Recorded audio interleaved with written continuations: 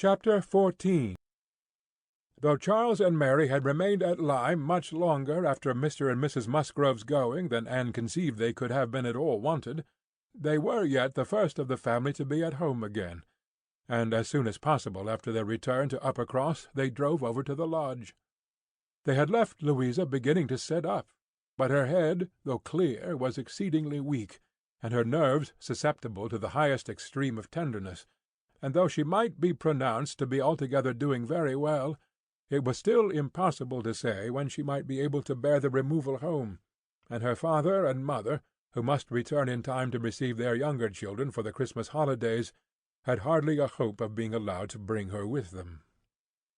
They had been all in lodgings together. Mrs. Musgrove had got Mrs. Harville's children away as much as she could. Every possible supply from Uppercross had been furnished to lighten the inconvenience to the Harvilles, while the Harvilles had been wanting them to come to dinner every day, and, in short, it seemed to have been only a struggle on each side as to which should be most disinterested and hospitable. Mary had had her evils, but upon the whole, as was evident by her staying so long, she had found more to enjoy than to suffer. Charles Hayter had been at Lyme oftener than suited her, and when they dined with the Harvilles there had been only a maid-servant to wait, and at first Mrs. Harville had always given Mrs. Musgrove precedence, but then she had received so very handsome an apology from her on finding out whose daughter she was, and there had been so much going on every day, there had been so many walks between their lodgings and the Harvilles', and she had got books from the library and changed them so often, that the balance had certainly been much in favour of Lyme. She had been taken to Charmouth, too, and she had bathed, and she had gone to church, and there were a great many more people to look at in the church at Lyme than at Uppercross, and all this, joined to the sense of being so very useful, had made really an agreeable fortnight. Anne inquired after Captain Benwick.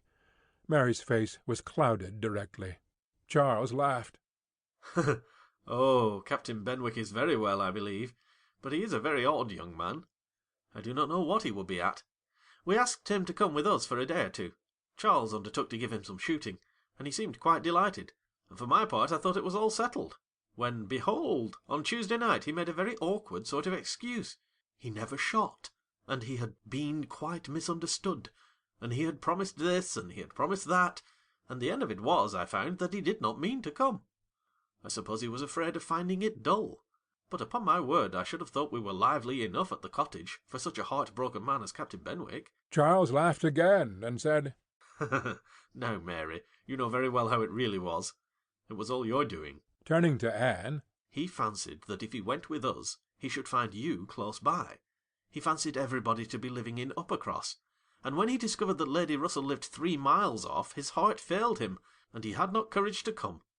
That is the fact, upon my honour. Mary knows it is." But Mary did not give in to it very graciously, whether from not considering Captain Berwick entitled by birth and situation to be in love with an Elliot, or from not wanting to believe Anne a greater attraction to Uppercross than herself, must be left to be guessed. Anne's good-will, however, was not to be lessened by what she heard. She boldly acknowledged herself flattered, and continued her inquiries. "Oh, he talks of you!" cried Charles. "In such terms—" Mary interrupted him. "I declare, Charles, I never heard him mention Anne twice all the time I was there. I declare, Anne, he never talks of you at all." "No," admitted Charles. "I do not know that he ever does, in a general way. But, however, it is a very clear thing that he admires you exceedingly. His head is full of some books that he is reading upon your recommendation, and he wants to talk to you about them. He has found out something or other in one of them which he thinks—oh, I cannot pretend to remember it, but it was something very fine. I overheard him telling Henrietta all about it, and then Miss Elliot was spoken of in the highest terms.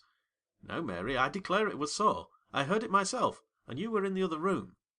Elegance, sweetness, beauty. Oh, there was no end of Miss Elliot's charms." "And I am sure," cried Mary warmly, "it was a very little to his credit, if he did. Miss Harville only died last June. Such a heart is very little worth having. Is it, Lady Russell? I am sure you will agree with me."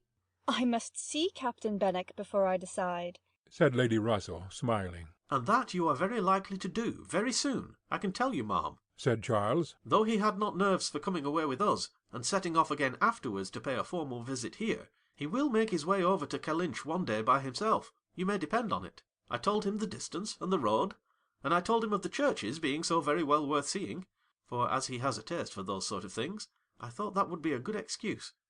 And he listened with all his understanding and soul, and I am sure from his manner that you will have him calling here soon. So I give you notice, Lady Russell. Any acquaintance of Anne's will always be welcome to me, was Lady Russell's kind answer.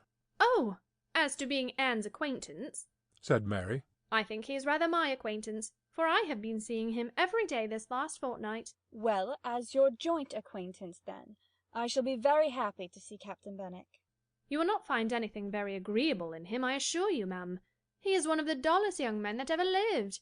He has walked with me sometimes from one end of the sands to the other, without saying a word. He is not at all a well-bred young man. I am sure you will not like him. There we differ, Mary, said Anne. I think Lady Russell would like him. I think she would be so much pleased with his mind that she would very soon see no deficiency in his manner. So do I, Anne, said Charles. I am sure Lady Russell would like him. He is just Lady Russell's sort. Give him a book, and he will read all day long. Yes, that he will, exclaimed Mary tauntingly. He will sit poring over his book, and not know when a person speaks to him, or when one drops one's scissors, or anything that happens. Do you think Lady Russell would like that? Lady Russell could not help laughing. Upon my word, said she, I should not have supposed that my opinion of any one could have admitted of such difference of conjecture, steady and matter-of-fact as I may call myself. I have really a curiosity to see the person who can give occasion to such directly opposite notions. I wish he may be induced to call here, and when he does, Mary, you may depend upon hearing my opinion, but I am determined not to judge him beforehand. You will not like him, I will answer for it. Lady Russell began talking of something else. Mary spoke with animation of their meeting with, or rather missing, Mr. Elliot so extraordinarily. He is a man, said Lady Russell, whom I have no wish to see. His declining to be on cordial terms with the head of his family has left a very strong impression in his disfavour with me. This decision checked Mary's eagerness, and stopped her short in the midst of the Elliot countenance.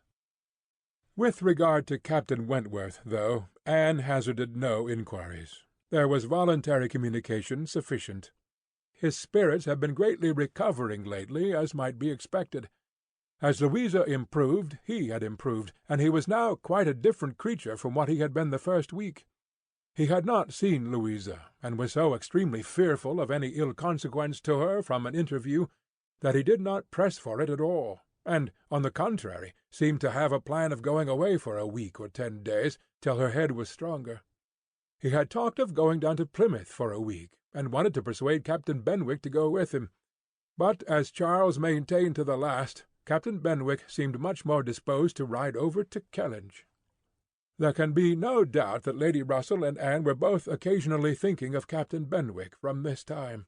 Lady Russell could not hear the door-bell without feeling it might be his herald, nor could Anne return from any stroll of solitary indulgence in her father's grounds, or any visit of charity in the village, without wondering whether she might see him or hear of him. Captain Benwick came not, however. He was either less disposed for it than Charles had imagined, or he was too shy, and, after giving him a week's indulgence, Lady Russell determined him to be unworthy of the interest which he had been beginning to excite.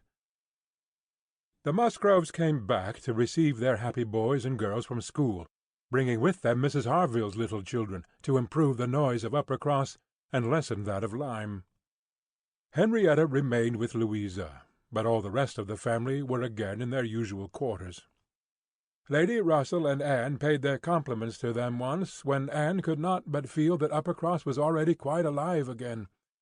Though neither Henrietta, nor Louisa, nor Charles Hayter, nor Captain Wentworth were there, the room presented as strong a contrast as could be wished to the last state she had seen it in. Immediately surrounding Mrs. Musgrove were the little Harvilles, whom she was sedulously guarding from the tyranny of the 2 children from the cottage, expressly arrived to amuse them. On one side was a table occupied by some chattering girls, cutting up silk and gold paper, and on the other were trestles and trays, bending under the weight of brawn and cold pies, where riotous boys were holding high revel. the whole completed by a roaring Christmas fire, which seemed determined to be heard, in spite of all the noise of the others. Charles and Mary also came in, of course, during their visit, and Mr. Musgrove made a point of paying his respects to Lady Russell, and sat down close to her for 10 minutes, talking with a very raised voice, but from the clamour of the children on his knees, generally in vain. It was a fine family piece. Anne, judging from her own temperament, would have deemed such a domestic hurricane a bad restorative of the nerves which Louisa's illness must have so greatly shaken. But Mrs. Musgrove, who got Anne near her on purpose to thank her most cordially again and again for all her attentions to them, concluded a short recapitulation of what she had suffered herself by observing, with a happy glance round the room, that after all she had gone through, nothing was so likely to do her good as a little quiet cheerfulness at home. Louisa was now recovering apace. Her mother could even think of her being able to join their party at home before her brothers and sisters went to school again. The Harvilles had promised to come with her and stay at Uppercross, whenever she returned. Captain Wentworth was gone for the present to see his brother in Shropshire. "I hope I shall remember in future," said Lady Russell, as soon as they were reseated in the carriage, "not to call at Uppercross in the Christmas holidays." Everybody has their taste in noises as well as in other matters, and sounds are quite innoxious or most distressing by their sort rather than their quantity. When Lady Russell not long afterwards was entering Bath on a wet afternoon, and driving through the long course of streets from the Old Bridge to Camden Place, amidst the dash of other carriages, the heavy rumble of carts and drays, the bawling of newspaper-men, muffin-men, and milkmen, and the ceaseless clink of pattens, she made no complaint. No, these were noises which belonged to the winter pleasures. Her spirits rose under their influence, and, like Mrs. Musgrove, she was feeling, though not saying, that after being long in the country, nothing could be so good for her as a little quiet cheerfulness at home.